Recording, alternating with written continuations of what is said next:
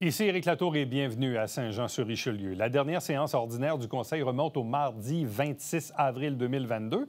Et parmi les citoyens qui sont venus à la période de questions à la fin, on les voyait dans le temps, mais là, avec le nouveau Conseil, ils ont décidé de se réactiver. Ce sont ces citoyens qui sont les riverains du chemin des Patriotes dans la partie nord d'Iberville-Saint-Athanas qui réclament à nouveau des infrastructures.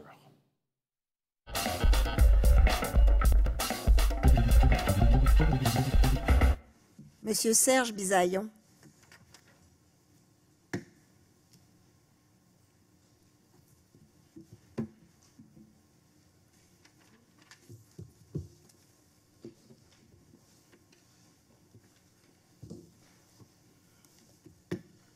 Bonjour, Madame la mairesse, les conseillers. Est-ce qu'on entend dans son micro? Est-ce qu'on l'entend?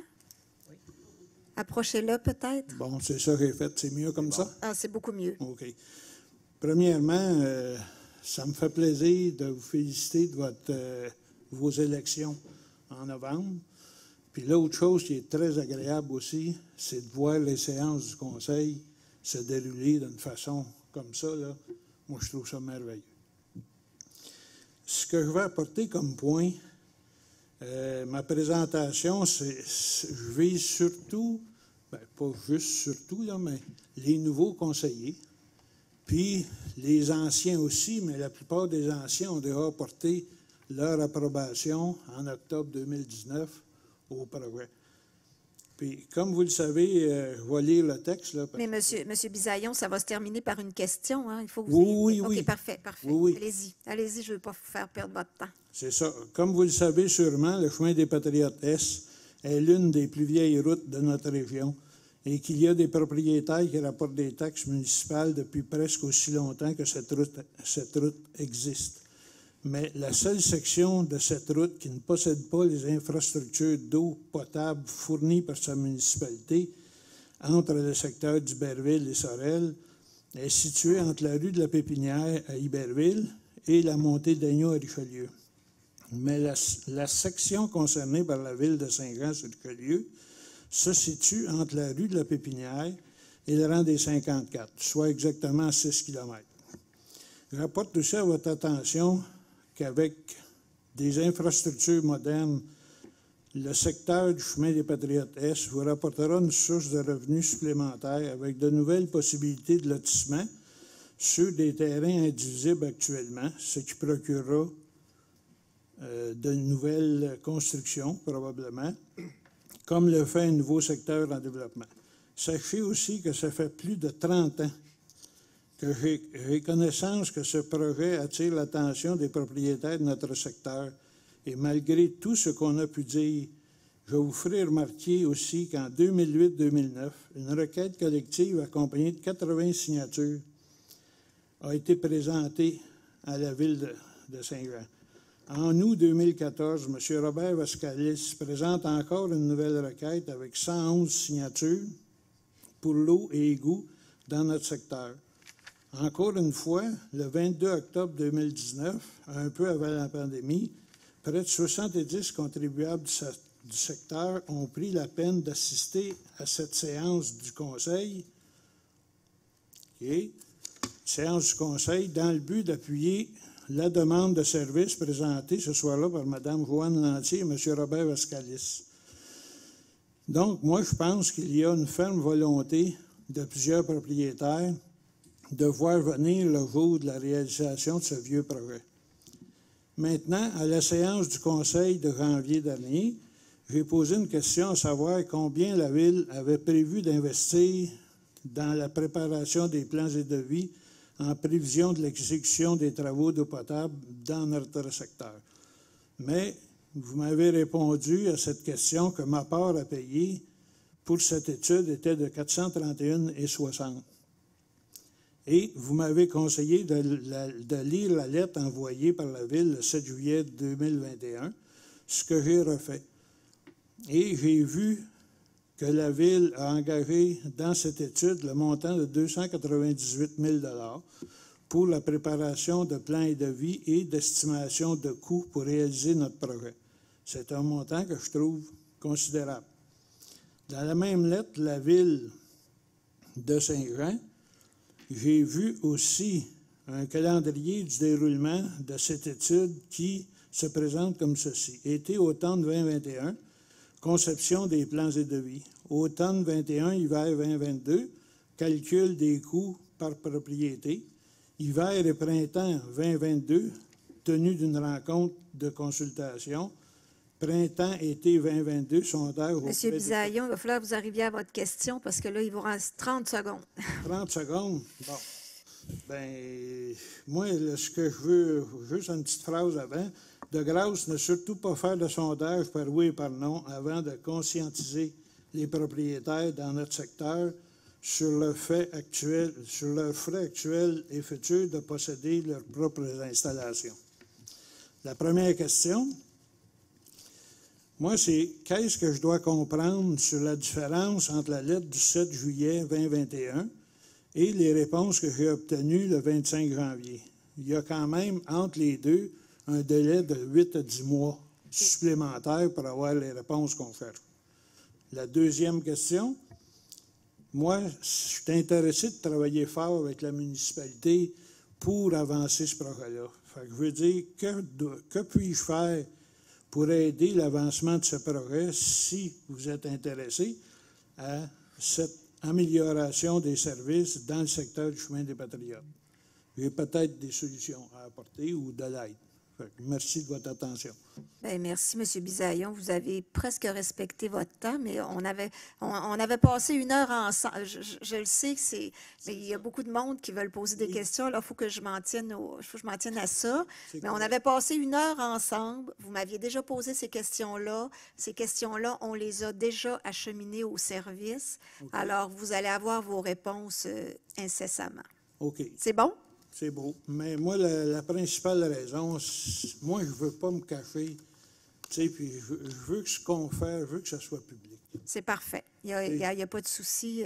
C'est ça qu'on veut aussi, de la transparence. Bien, c'est exactement ça. Bien, je vous remercie tout le monde. C'est moi qui vous remercie. J'ai hâte d'avoir des réponses. Merci.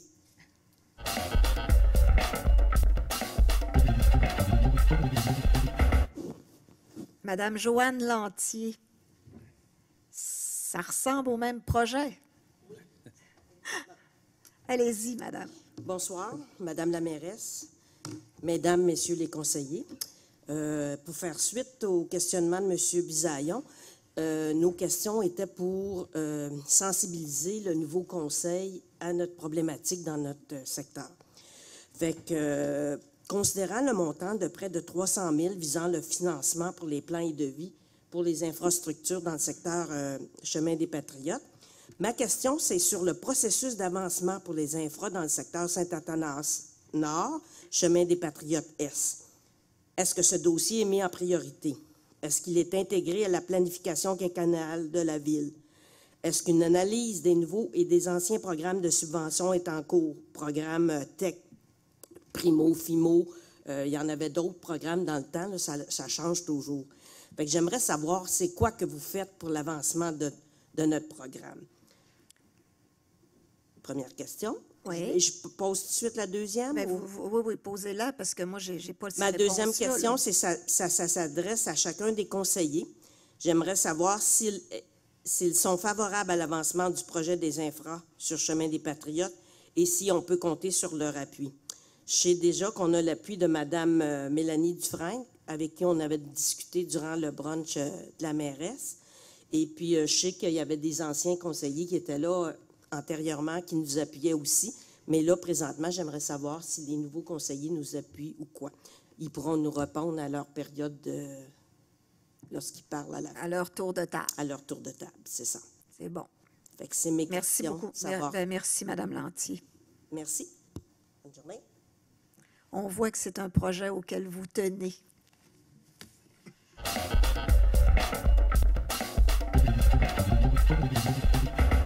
Monsieur Pétrin.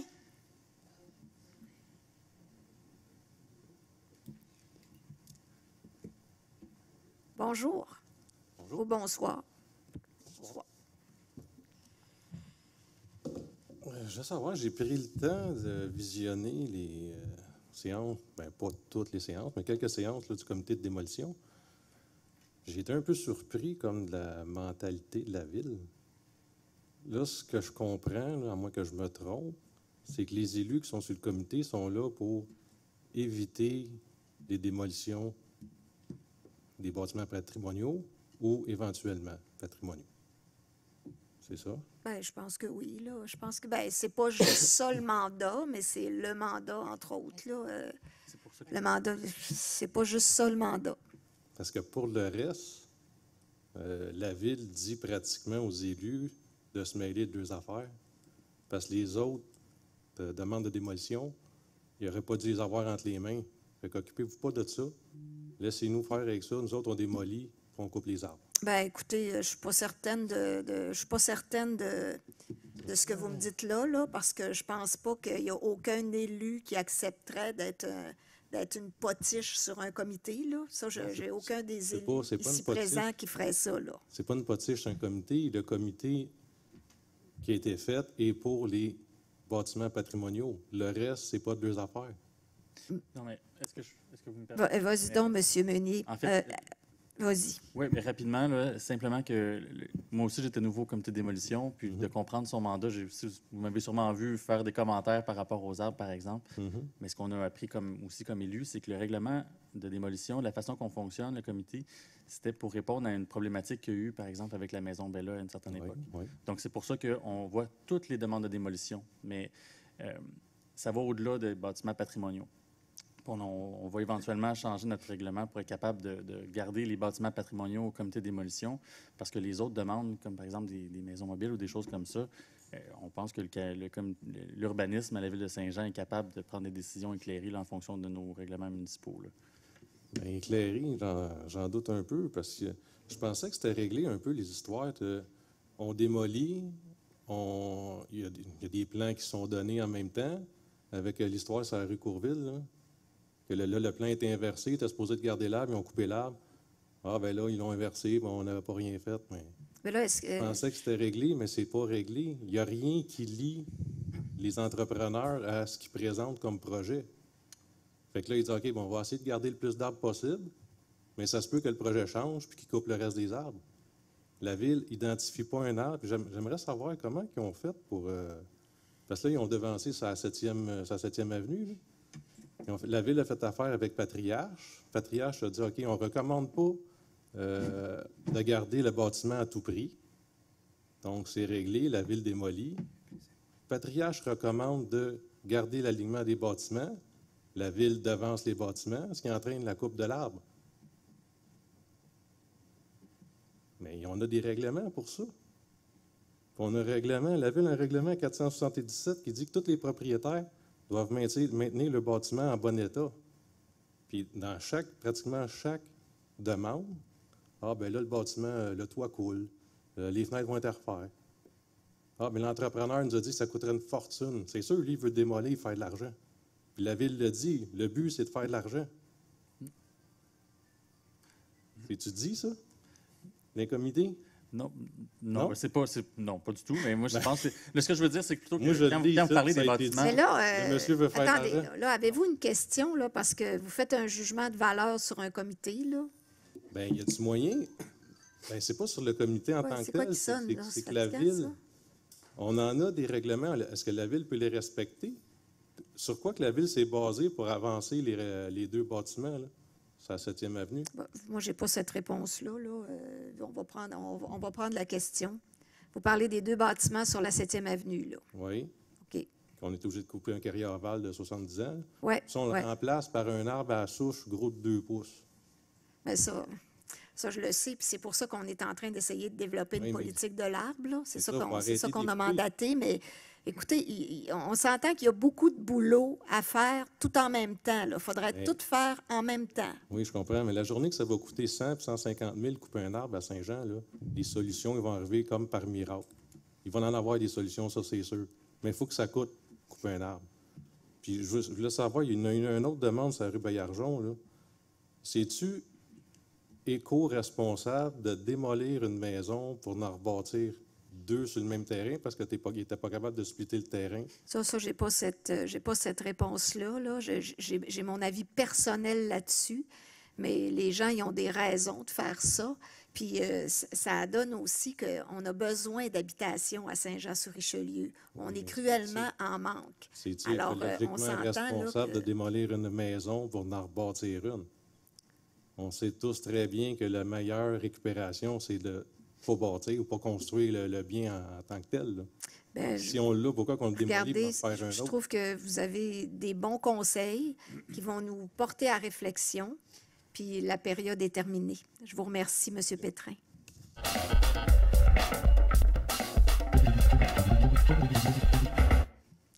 Monsieur Fontaine, on finit par vous. Oui, très bien, merci. Vous nous avez demandé de nous positionner pour le chemin des Patriotes. Je ne reprendrai pas ce que Jérémy a dit, mais moi, je trouve ça relativement inconcevable qu'on n'ait pas d'eau dans la 11e plus grande ville du Québec, dans un large secteur de la municipalité. Alors moi, je suis toujours venu en politique, j'ai toujours dit ça pour faire des projets. Jérémy, je pense que tu en as un bon. Ça prend un bon porteur de ballon, ça prend quelqu'un qui veut faire le projet. Moi, j'ai asphalté, j'ai refait des rues dans le quartier Saint-Eugène, j'en ai fait pas mal. Donc, je pense que vous avez un bon conseiller pour le faire. Et puis, oui, vous m'avez demandé la question, je vous réponds présent. Ça prend de l'eau sur le chemin des Patriotes, puis le plus tôt possible. Deuxième point, la Hard Battery, on nous a fait une suggestion là, de garder ce terrain-là comme un parc. Moi, j'accueille malheureusement pas cette suggestion-là de façon positive. Je pense qu'on a besoin de logements. Je pense que ça peut être un endroit qui serait intéressant de densifier. Par contre, on a toutes sortes d'outils urbanistiques, genre avec des PPC moi, pour pas juste faire du béton pour mettre du béton. Tu sais. On peut végétaliser le site. Autour de la construction, on peut faire des cases de stationnement qui sont végétalisées. Donc, il y a toutes sortes. On est en 2022, il faut construire intelligemment, mais je pense qu'il faut densifier à certains endroits de la ville. Je pense que c'est un bon endroit. Alors moi, la Hard Battery, puis je connais un petit peu le point de vue là, de la conseillère du district. Elle aussi, je pense qu'elle veut de la construction là, puis on a besoin de logements pour loger nos familles puis nos travailleurs dans nos usines et dans nos entreprises. J'ai de la vitesse sur la rue Schubert. Les citoyens sont insistants, ils ne lâchent pas, sont persistants. On vous entend, on vous écoute. Comme dirait Patricia, on vous reçoit. Mais comme j'ai écrit là, sur le site là, de partage en tête Saint-Eugène, le ROM ne s'est pas bâti en 60 jours. On a 4 ans pour faire ce qu'on veut faire. On sait que ça roule vite là. Je le sais, il y a des jeunes enfants. C'est une artère là, qui débouche sur le séminaire. Donc, on vous écoute, on est là, on va travailler. Laissez-nous le temps de travailler. On va y arriver. La direction générale, je pense qu'elle est très au fait, n'est-ce pas, M. Dubois, de la situation, puis dans nos services. On y travaille, OK, mais laissez-nous un petit peu de temps, mais on va finir par arriver. Quatrième point, moi aussi, tout comme Marianne, qui était là par procuration ce soir, je me réjouis grandement du contrat qu'on a donné pour, pas juste la niveleuse sur les rues de gravier, mais pour une fois qu'on va enrocher, on va mettre de la roche, de la pierre, on va les boucher, ces trous-là. Ça fait longtemps que je suis conseiller municipal, ça fait longtemps que je n'ai pas reçu des appels comme ça. Je me suis déplacé, je suis allé voir toutes les rues, c'est un désastre, c'est un fiasco. C'est de la météo, hein. Je ne sais pas ce qui est arrivé. Il y a une pluie record incroyable ce printemps. Il y a même eu de la neige la semaine passée. Il fait chaud, il fait froid. C'est pour ça qu'on n'y va pas tout de suite. On aurait investi des sous publics pour rien, pour aller niveler, puis pour dans 2 jours que les trous réapparaissent. Donc, avec notre nouveau contrat, on va être là. Je ne sais pas quelle rue va se faire en premier. Il y en a des rues dans ton district, Annie. Il y en a dans le district à Marianne. Il y en a beaucoup dans les miennes. On va être là. Le but, l'idéal, c'est de les paver, ces rues-là. Et on a eu une présentation il y a 2 semaines qui, ma foi, m'a laissé un petit peu pantois. Présentation qui donnerait, là je parle à l'imparfait ou au conditionnel parce que ce n'est pas arrêté comme décision, mais ça serait de plus en plus difficile de paver des rues de gravier en zone inondable. Et la question va commencer à faire surface. Ce soir, j'en parle. Je vais parler au directeur général aussi. J'en parle à mes collègues, on n'a pas eu le temps à caucus, mais j'aimerais peut-être qu'on adopte une résolution et qu'on envoie ça à Québec ou par peut-être la voie de l'UMQ puis tout ça. Moi, je trouve que ça ne fait aucun sens de retirer le droit de pavage des rues en zone inondable. Je demande aux législateurs là, d'aller sur les rues et d'aller se promener, puis on va leur envoyer des photos. En tout cas, c'est à venir. Et je terminerai mon dernier point avec, c'est amorcer un rapide... 50 secondes. Je me dépêche. T'as peur, hein? T'as peur? Un chantier rapide, un chantier important sur la rue Carillon. Ça fait longtemps qu'on attendait ça. Ça faisait 10 ans que je travaillais ce projet-là. Il va falloir être patient, chers citoyens de Saint-Eugène. C'est bloqué entre la voie ferrée et Carillon, et ça jusqu'au mois de septembre. Donc, il y a des enfants qui vont à l'école, qui marchent là. J'ai envoyé les policiers hier et aujourd'hui. On a sécurisé certains tronçons. Les gens qui construisent le savent, hein, aux heures d'école, là, on va y aller mollo sur la machinerie puis sur le déplacement. Mais bon, fait que je demande la cohabitation puis la collaboration de tous. Aussi, les détours dans les rues. On va justement passer par la rue Schubert pour sortir là, dans tout le coin des compositeurs. Il faut passer par la rue Ravel. La rue Ravel, ça allonge la voie ferrée. C'est un long stretch. Je demande aux citoyens. Merci, M. Fontaine. C'est fini? Oui. C'est fini? De faire attention. Et bonne fin de soirée. Il faut que je sois juste, comme avec les citoyens. Là. Absolument. C'est bon.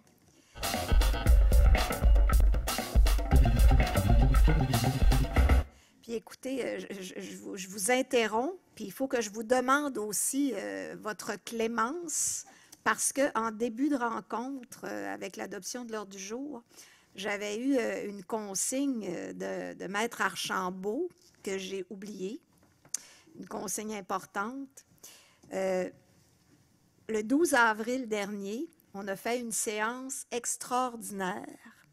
Alors, il y en avait qui étaient absents de cette séance-là parce qu'on avait voté des résolutions sur une question d'un règlement, Alors, les élus qui étaient absents lors de la séance extraordinaire du vote sur ce point-là pour entériner l'entente de règlement et qui n'étaient pas là parce qui étaient en conflit d'intérêts doivent faire une déclaration à cette séance-ci. Actuellement, j'ai Marianne puis Mme Dufresne qui sont absentes, mais elles avaient voté, là. Alors, ça ne les concerne pas. Mais il y en a parmi vous qui étaient absents. M. Fontaine, je pense. Oui, je n'étais pas là. M. Fontaine, alors, c'est ça. C'est comme que vous étiez en conflit d'intérêts. Alors, vous étiez absent. C'est pour ça que je n'étais pas là. C'est bon. Puis, est-ce qu'il y en avait d'autres, à mon souvenir? Mais moi, j'étais absente, Madame la mairesse, mais à la base, j'étais covidienne. J'étais positive, alors je ne pouvais pas venir parce que je n'étais pas en conflit d'intérêts dans les deux dossiers. Parfait. Alors, Parfait. mais à la base, moi, ce que j'avais besoin de savoir, c'est juste une déclaration de ceux qui étaient en conflit d'intérêts. Puis, à mon souvenir, c'était M. Fontaine qui me l'avait dit. Bien, moi, j'étais aussi en conflit d'intérêts dans un dossier, mais à la base, c'est parce que j'avais la COVID. C'est parfait. Alors, c'est correct, Madame? Ça complète. Bon, alors là, je vais faire mon... Vous pouvez mettre le 5 minutes, là. Je vais me servir ma propre médecine. Alors, la première chose, on a parlé de la marche samedi, la marche pour la Terre, la marche qui était organisée par Mère au front, qui était organisée par le mouvement écologique du Haut-Richelieu, SOS Boisé de la Pinède. Alors, moi, j'ai reçu sur le parvis de l'Hôtel de Ville des dessins d'enfants, puis à quoi j'ai répondu que c'est pour ça qu'on essaye de prendre les meilleures décisions. Alors, moi, j'ai les dessins d'enfants que je vais déposer ce soir. Je veux faire des félicitations à Aurélie Rivard, qui a remporté le titre de paranageuse de l'année au Canada. Collecte de sang de la mairesse, l'objectif était 250 dons. On a eu le résultat de 257 dons de sang. Alors moi, je veux remercier tout le monde qui est venu parce que donner du sang, c'est généreux.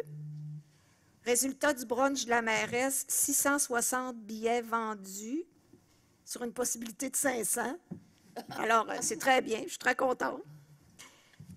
On a eu la soirée bénéfice pour la Fondation Le Renfort qui a récolté un montant record de 80 000 dépassant l'ancien record de 52 000 Quelle belle manière de conclure l'engagement bénévole hors pair de M. Jacques Charette au sein de cet organisme qui vient en aide aux enfants atteints de déficience intellectuelle ou ayant un trouble du spectre de l'autisme. D'ailleurs, c'est ça, Monsieur Charette prenait sa retraite de cette fondation-là pour qui il a tellement fait. La semaine dernière, c'était le dîner de la mairesse à la Chambre de commerce et de l'industrie du Haut-Richelieu.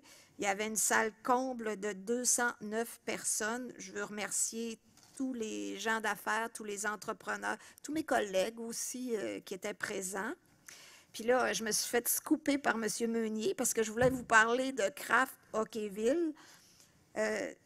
Parce que oui, les 6 mai, à partir de 9 h le matin, le 6 mai jusqu'au 7 mai, 17 h, tout le monde, vous allez pouvoir voter. Puis apparemment que le nombre de votes par personne est illimité. Écoute, ça, j'ai de la misère à visualiser ça.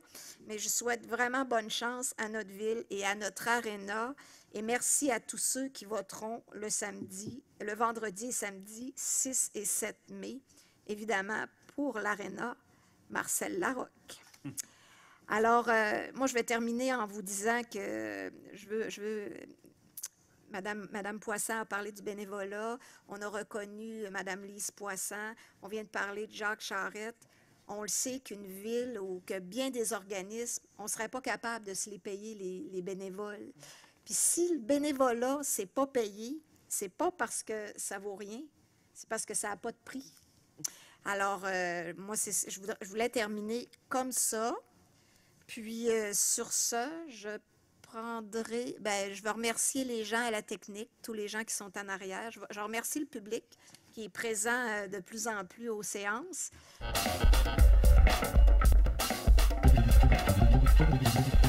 Merci d'avoir été là. On se fixe rendez-vous la semaine prochaine alors qu'on va vous présenter de nouveaux extraits de cette séance ordinaire du Conseil du mardi 26 avril 2022. Entre-temps, commentaires, questions, suggestions par courriel, Éric Latour en un mot à commercial.tvhr9.com.